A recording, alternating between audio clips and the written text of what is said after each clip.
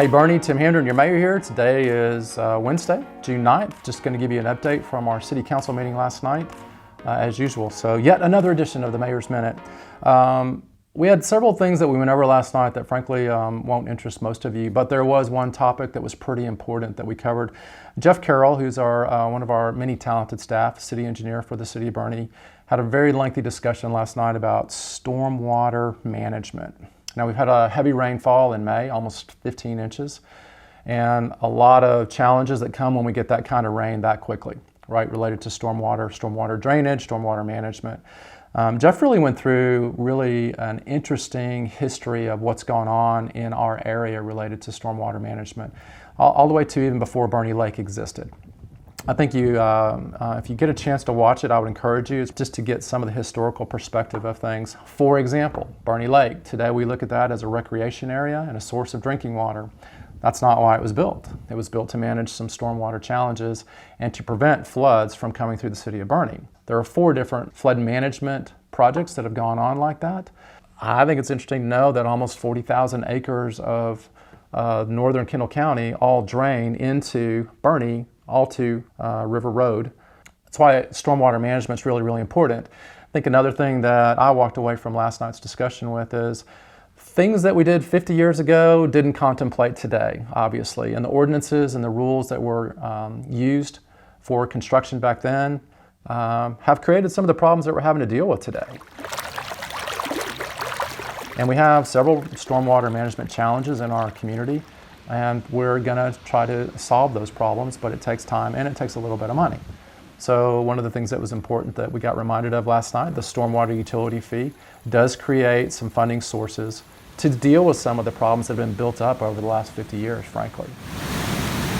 Yeah, I think as I look at it, there's a lot of intricacies, a lot of nuance as it relates to what's gone on over the history of Boerne, Kendall County, and things that we have to deal with today. It also pointed out to all of us on City Council and hopefully to you why the Unified Development Code is so critically important. That's supposed to be implemented at the end of next month.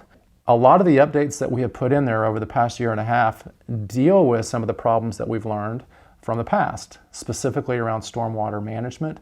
We're going to put in a lot of rules that allow the city now to have a little bit more teeth as it relates to things like silt management when there's construction projects going on.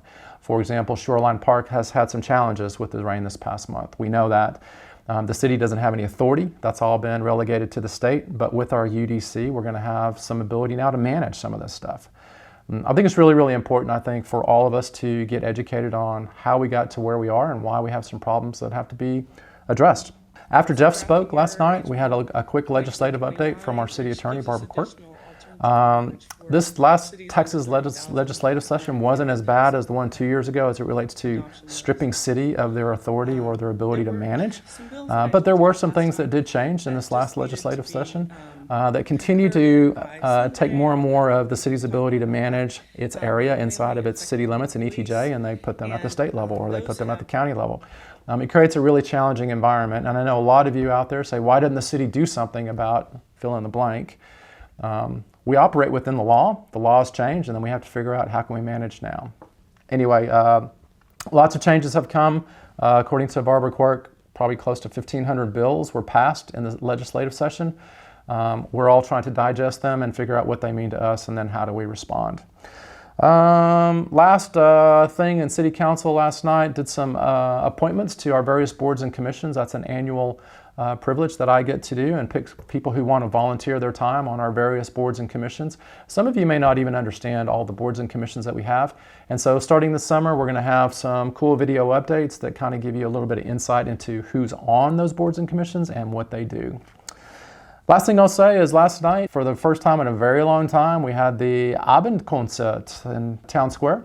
Got to hear the band play some of the traditional German music, and I was there. It was kind of fun to see everybody, kind of like the old days. It was good to see, and just so you know, yes, I did participate in the chicken dance, just so you know